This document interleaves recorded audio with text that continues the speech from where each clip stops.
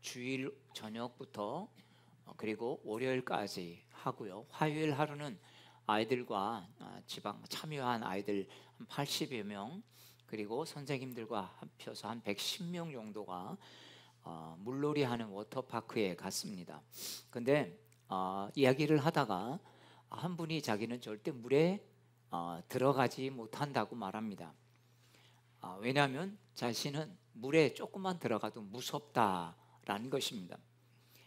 덩치는 아주 좋은 목사님이신데 물이 두려워가지고 공수병 걸린 것도 아니고 자신은 그래서 물에 들어가는 것을 뭐 바다도 멀리서 구경하는 건 좋아하지만 자긴 정말 끔찍하다 이렇게까지 이야기합니다. 그 이유를 들어봤더니 어릴 때 우물에 빠져 죽을 뻔해서 물이 지금도 무섭다라는 것입니다.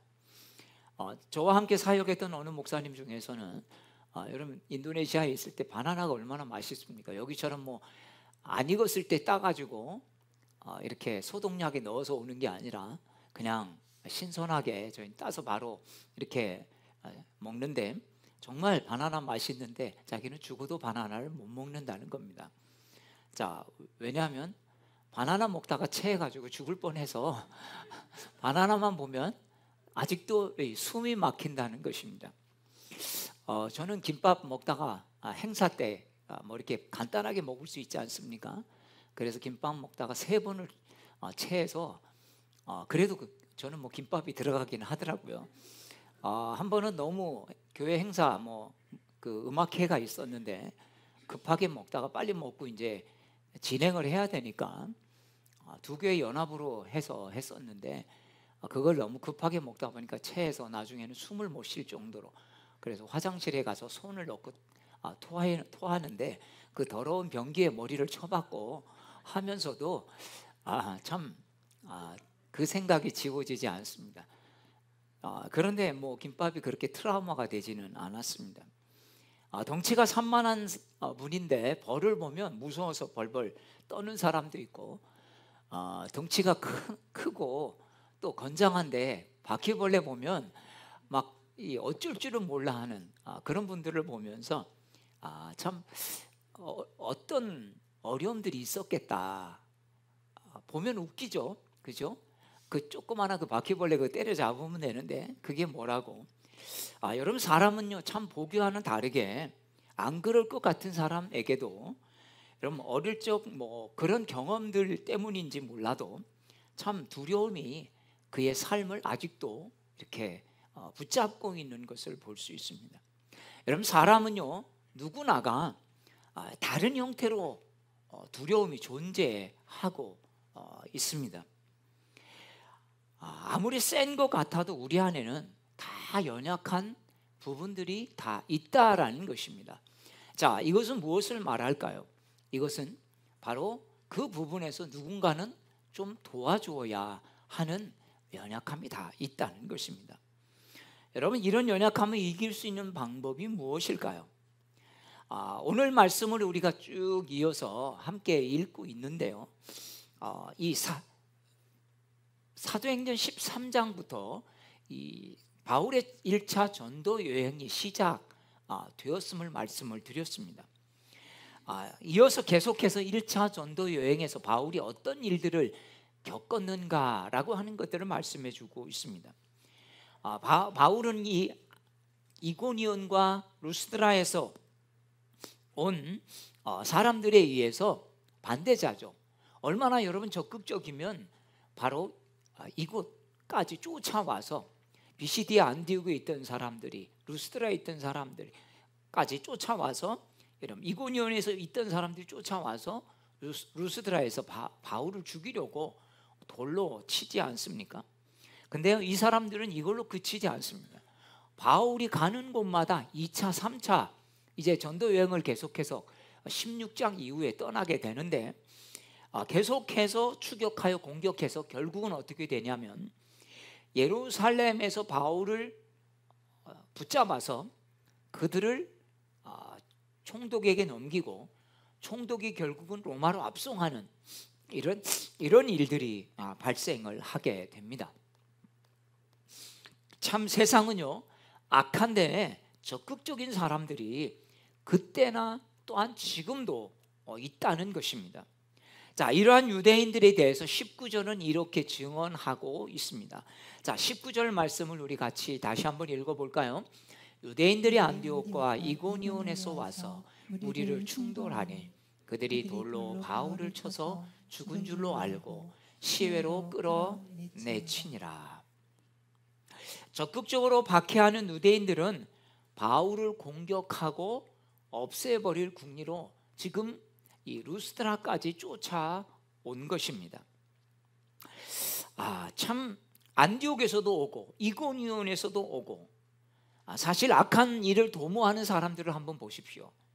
자신들의 일을 이루기 위해서 얼마나 이 힘을 합쳐서 악한 일을 도모하는지 모릅니다. 여러분, 선한 일을 하는 사람들이 모여가지고 하는 것보다 악한 일을 하는 사람들이 몰려다니면서 나쁜 짓을 참 잘하죠. 여러분, 깡패는 혼자서 깡패짓 안 합니다. 이 조폭들도 혼자서 조폭짓 안 하죠. 꼭 몰려다니면서 힘을 합쳐서 합니다. 어떻게 보면 그런 힘을 가지고 하려고 하기 때문이 아니겠습니까? 물론 이스라엘 사람들은 자기 스스로를 나쁜 일 한다고 생각하지 않습니다. 바울이 전에도 그랬죠. 바울도 자신은 하나님을 위해서 내가 이 일을 한다라고 하면서 거칠 것 없이 나쁜 일을 했던 것입니다. 아마 이 유대인들도 하나님을 위해서 내가 옳은 일을 한다, 어떻게 보면 변절자, 바로 바울을 우리가 처단하는 일을 해서 우리는 정의로운 일을 하고 있다, 아마 그렇게 생각했던 것을 볼 수 있습니다. 사랑하는 여러분, 우리가 하나님을 믿는 사람들이 여러분 얼마나 정말 하나님을 믿는다고 하면서 선한 일을 함께 지혜를 도모하고 협력을 잘하고 있는지 우리가 봐야 할 것입니다.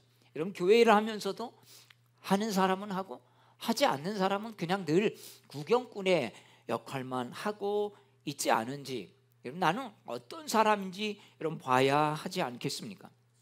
우리도 그래서 무언가 열심을 내려고 할 때 항상 깊이 있게 살펴야 하는 것은 이 일이 과연 하나님이 기뻐하실 것인지, 하나님께로 향하고 있는지, 아니면 하나님의 역사를 방해하는 것인지, 이것을 돌아보면서 우리가 하는 이 열심, 우리가 하는 뭔가의 어떤 행동들을 여러분 살펴야 할 것입니다. 내 진짜 본심, 의도가 과연 뭔가 하는 것이죠. 여러분, 열심만 가지고 한다고 좋은 것은 아니기 때문입니다. 우리는 사람들이 이렇게 선동에 의해서 여러분 잘못된 일들을 우리가 할 수 있다는 것입니다. 여러분, 주동자는 아닐지라도 어떻게 보면 주동자에 의해서 선동되어져서 나쁜 일을 할 수 있는, 하나님의 일을 그르칠 수 있는 여러분 이런 삶을 우리가 살게 된다는 것입니다. 그래서 분별력을 가져야 하는 것 아니겠습니까? 그래서 우리는 뭘 하려고 할 때 이게 내 의로 하려고 하는 건지, 아니면 하나님이 원하시는 것인지 기도하고 주님의 뜻을 구해야 합니다. 여러분, 한 박자 늦더라도 어떻게 해야 합니까?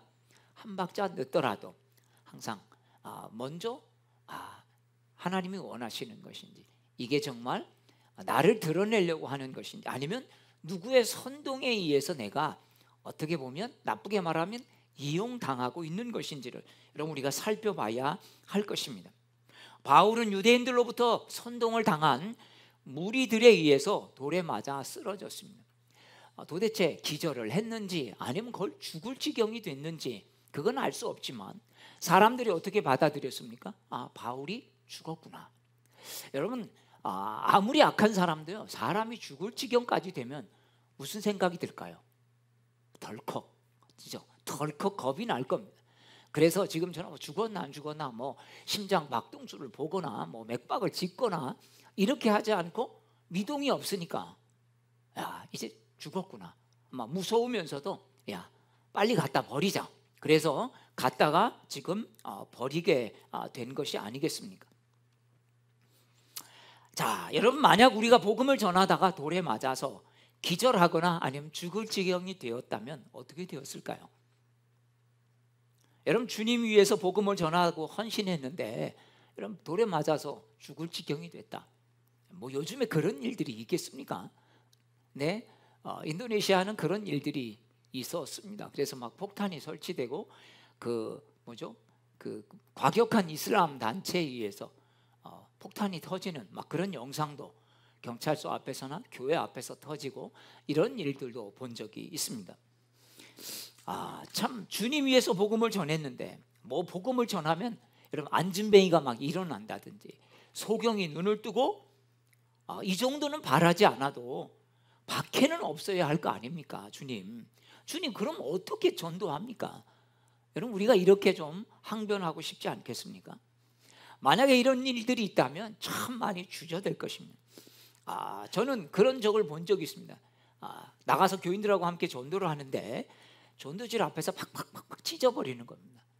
아니 그냥 조용히 갖고 가서 버리든지 그걸 우리 보는 앞에서 찢는데 마음이 참 많이 상했습니다. 뭐 돌 던지며 위협하는 뭐 이건 아니지만 아니면 그냥 이렇게 슬그머니 버린 것도 아니고 앞에서 그냥 패대기 치는 나 교회 안 가요 뭐 이런 말만 들어도 사실 뭐 전도지 뭐 하나 주는 게 쉽지가 않더라고요. 여러분 이런 바울의 그 아픈 경험들을 조금이라도 우리가 했으면 어떨까요? 우물에 빠져서 물에 들어가지 못하는 트라우마가 있는 분처럼 바나나 먹고 급체해서 바나나만 보면 숨이 막힐 것 같은 여러분 이런 것과 여러분 비교가 될 수 있겠습니까?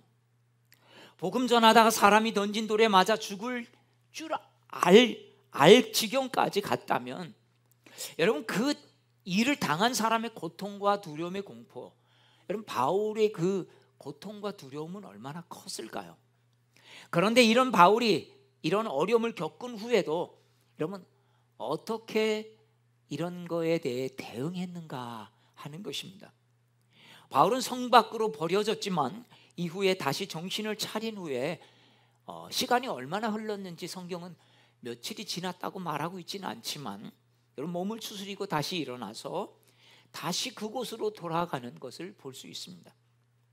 아픔도 아직 가시지 않은 채 몸도 성치 않을 텐데 바울은 다시 루스드라라고 하는 도시로 향했고 이고니온과 안디옥으로 다시 발길을 향하는 그래서 여러분 지도를 한번 보여주실까요?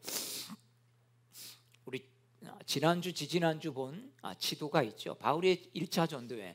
자 여러분 어떻게 되어 있습니까?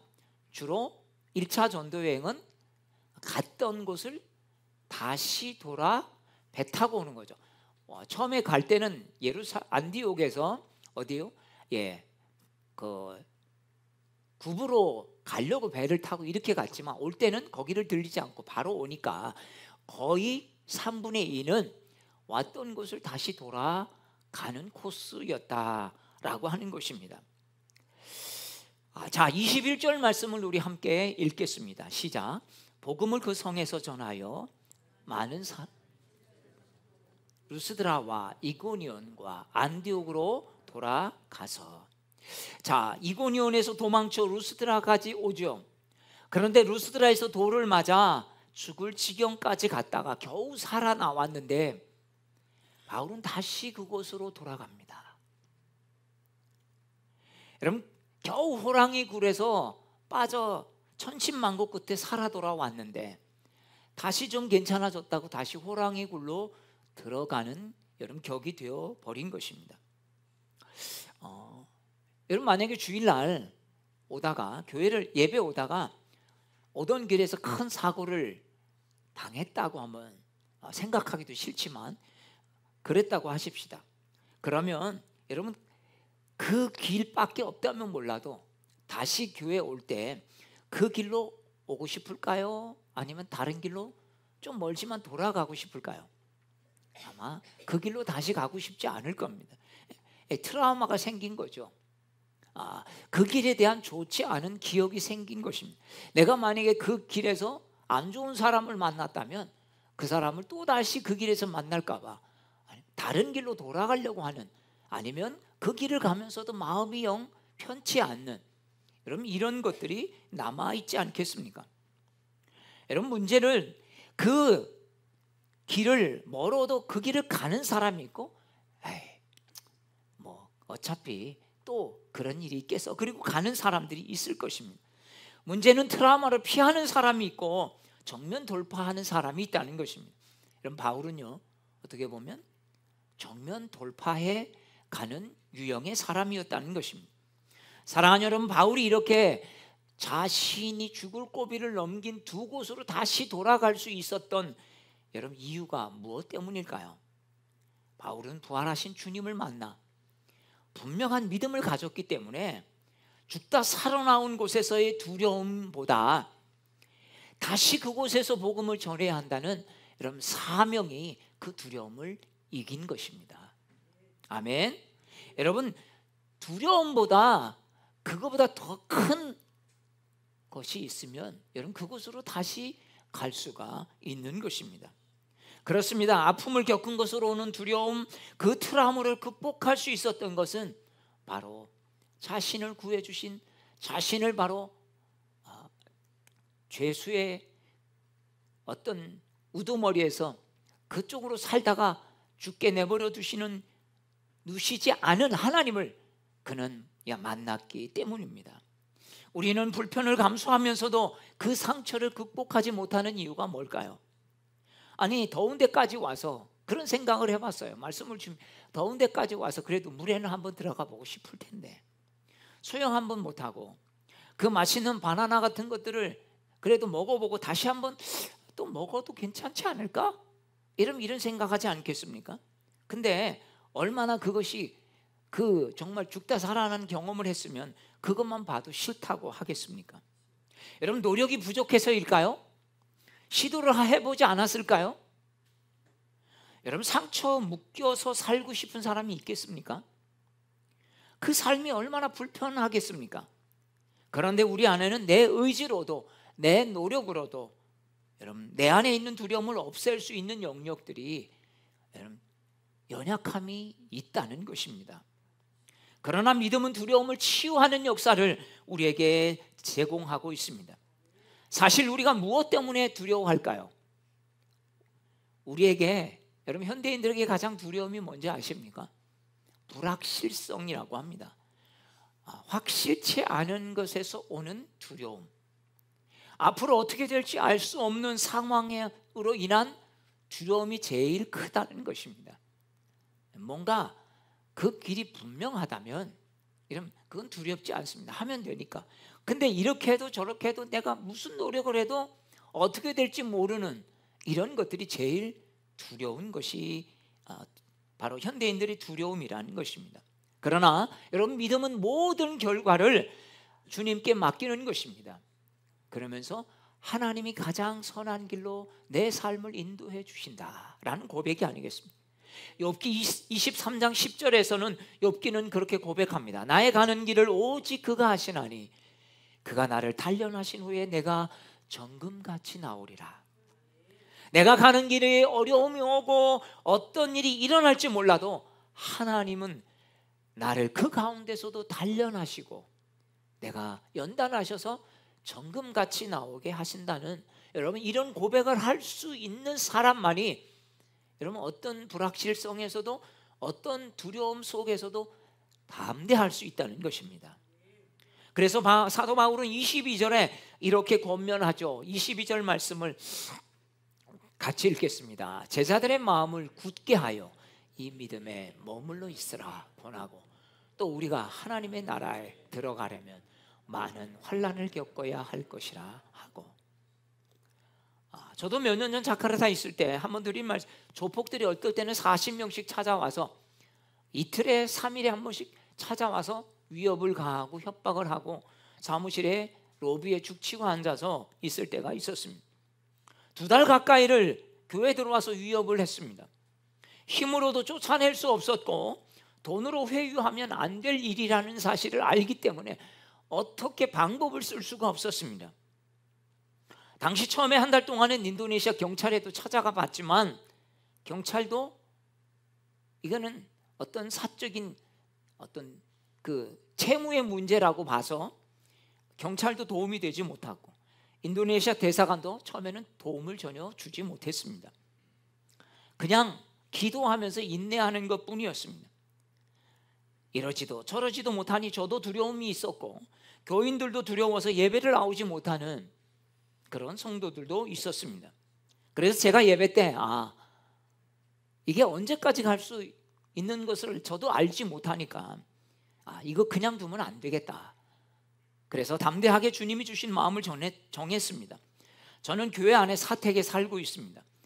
제가 두려워서 이 사택 안에서 두려워서 못 살겠습니다.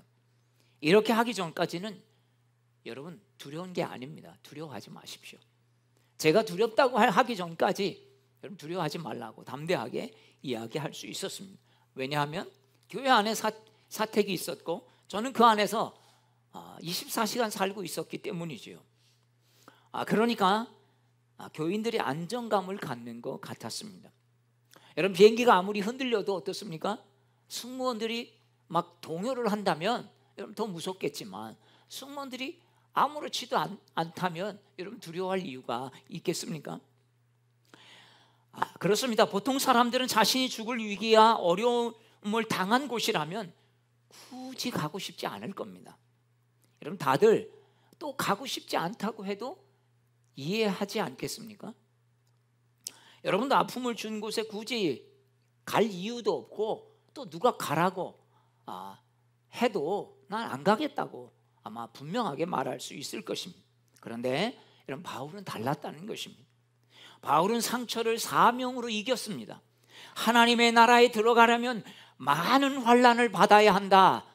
이렇게 오히려 자신이 환난을 당하면서 오히려 그렇게 말해주고 있는 것입니다.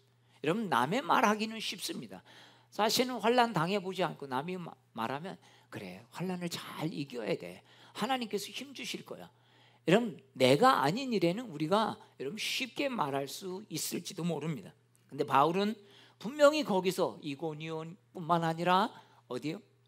루스드라에서도 돌에 맞아서 죽은 줄 알고 시외에다 갖다 버린 이런 그런까지 바울이 간 것입니다. 그런데 생각하기도 싫은 곳에 다시 돌아와서 바울은 제자들의 마음을 굳게 하고 믿음에 서 있으라고 여러분 권면하고 있으니 여러분 사람들이 여러분 바울의 말을 어떻게 받아들이겠습니까? 얼마나 여러분 그 말이 여러분 정말 힘이 되지 않겠습니까? 우리는 기도할 때 어려움을 피하게 해달라고 기도할 때가 참 많죠. 어려우면 하나님 이 어려움 해결해 주십시오. 그러나 여러분 우리가 어려움을 놓고 기도할 때 하나님이 어려움을 피하게 해 주십시오 라고 여러분 기도해야 되겠지만 여러분 이렇게 또한 우리가 기도할 수 있어야 하지 않겠습니까? 하나님 이 어려움이 우리에게 필요한 과정이라면 이 어려움을 믿음으로 돌파해 나갈 수 있는 용기와 지혜를 주십시오. 여러분 맨날 어려움을 피해가면서 맨날 요리조리 피할 길만 찾지 마시고 하나님 이 어려움을 정말 내가 돌파해 가야 한다면 겪어야 하는 과정으로 하나님 제게 주셨다면 여러분 이것을 이겨나갈 용기와 지혜도 하나님 허락해 주십시오. 제가 담대히 주님 맞서겠습니다. 여러분 이렇게 기도할 수 있는 성도들이 되시기를 축복합니다. 바울은 로마서 8장 17절에 이렇게 말하죠. 자녀이면 또한 상속자 곧 하나님의 상속자요 그리스도와 함께 한 상속자니 우리가 그와 함께 영광을 받기 위하여 고난도 함께 받아야 할 것이니라. 여러분 하나님께 영광을 우리가 얻기를 원하지 않습니까? 그런데 여러분 고난은 안 받으려고 한다면 얼마나 여러분 이율배반적인 것이겠습니까? 우리가 주의 영광을 얻기 원한다면 우리가 주의 고난도 함께 받아야 하는 것 아니겠습니까?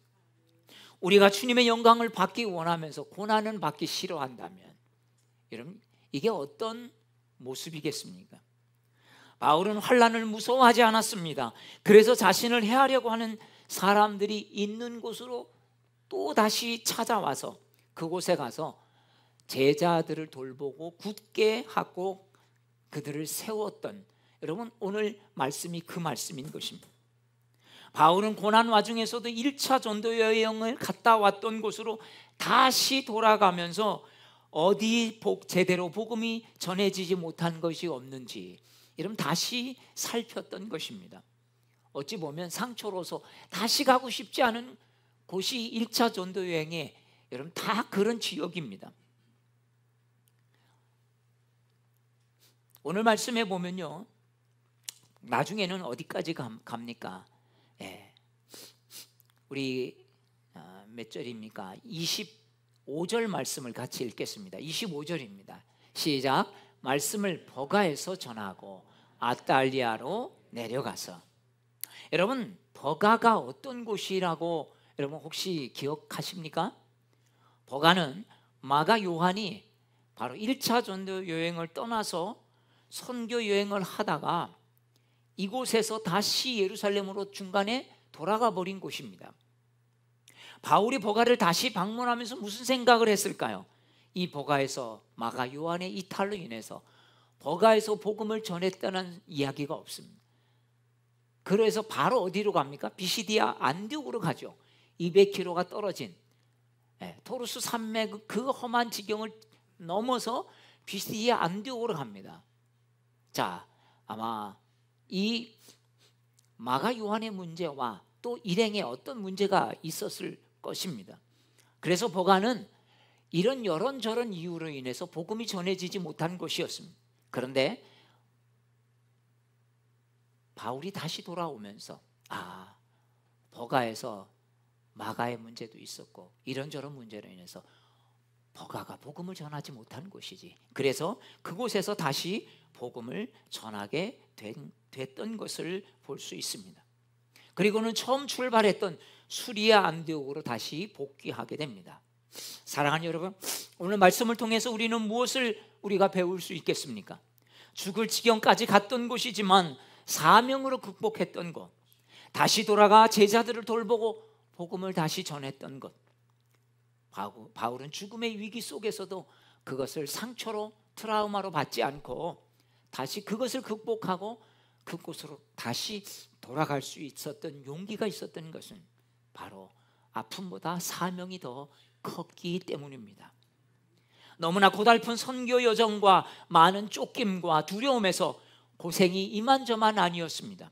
그런데 모든 것이 또한 바울은 하나님이 이런 일을 행하셨다라고 고백하고 있습니다. 우리는요, 때로는 열심히 선교하고 봉사해 놓고 자기 업적과 수고를 때로는 알아주지 않으면 여기에 우리의 감정이 개입될 때가 있지 않습니까? 하나님만을 높인다고 해놓고도 여러분, 하나님을 높이지 않고 내가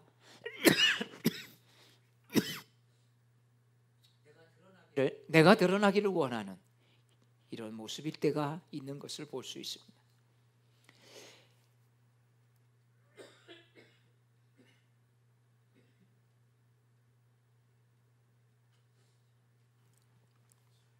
여러분, 믿음은 하나님이 하신 것을 하나님이 하셨다라고 고백하는 것입니다.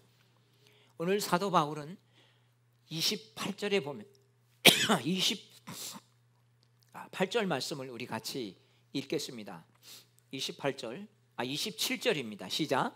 그들이 이르러 교회를 모아 하나님이 행하신 모든 일, 이방인들에게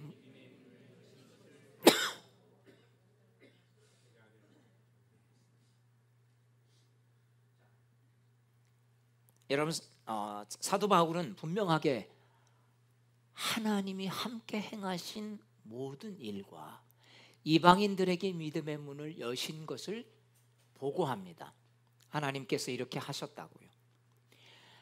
여러분, 살면서 우리가 겪는 어려움과 아픔으로 인해서 우리의 삶을 어렵게 하는 것들이 오늘 우리에게도 분명히 있습니다.